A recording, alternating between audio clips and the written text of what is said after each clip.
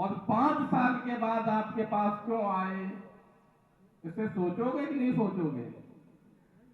लेकिन वो आपके पास नहीं आए, ना आपके पास कोई ताकत थी।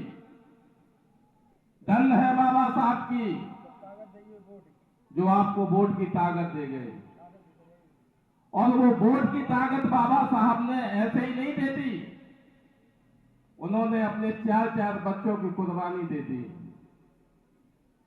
अगर आपके घर में कोई भैंस बकरी कोई मर जाए तो आप रिश्तेदारी में नहीं जाओगे, घर में मातम मनाओगे। ऐसे महापुरुष के बारे में सोचने की कोशिश करो कि जिसने 4 बच्चों को कुर्बानी देने के बाद आपके हक की बात की है। और आज उन्हीं महापुरुष के लिखे संविधान की, जो भारत का लिखित संविधान है, वो सबसे लचीला और सबसे कठोर संविधान है और सबसे बड़ा संविधान है। इस भारत के संविधान में 1,17,369 शब्दों का है, जो आज विश्व में कहीं नहीं है। क्योंकि विश्व में लिखने वाले सबसे सर्वश्रेष्ठ हमारे बाबा साहब थे, जिन्होंने अपने देश के अलावा अन्य देशों में भी संविधान लिखे। तो वो लोग मानते हैं, वो भी मानते हैं। अगर वो नहीं मानते तो हमारे बाबा साहब का नाम बदलने का काम नहीं करते। अरे भाई, आदमी उसी से तो जिससे डरेगा उसी को तो बदलाव करेगा, जिसे ताकतवर मानेगा उसी से तो विचार करेगा। तो बाबा साहब को विचार करते वो लोग कि बाबा साहब बहुत ताकतवर थे, और हम लोग उन्हें मानते नहीं है, हम लोग उन्हें जानते नहीं है।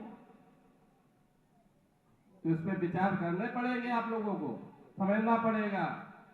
आज बाबा साहब जैसी हस्ती इस देश में ना होती तो मैं समझता हूं कि मेरा और आपका और सर्व बहुजन समाज का सम्मान नहीं होता।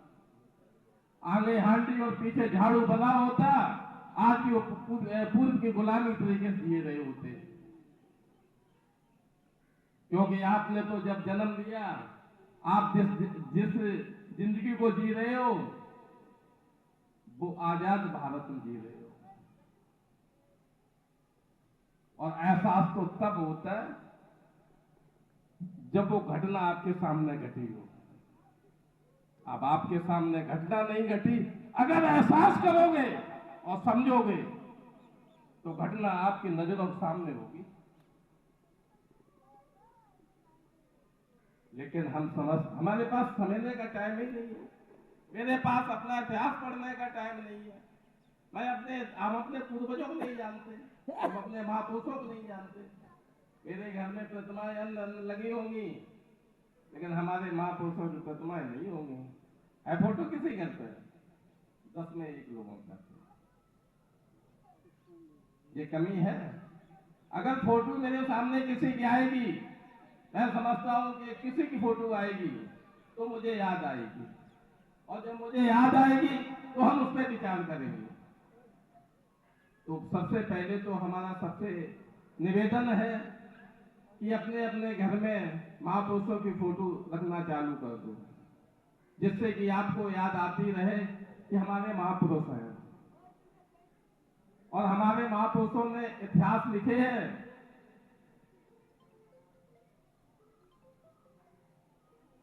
मैं ज्यादा न कह के मैं अपनी वाणी को विराम देता हूं, और आज की जो सभा है वो संपन्न की जाती है। जय भीम।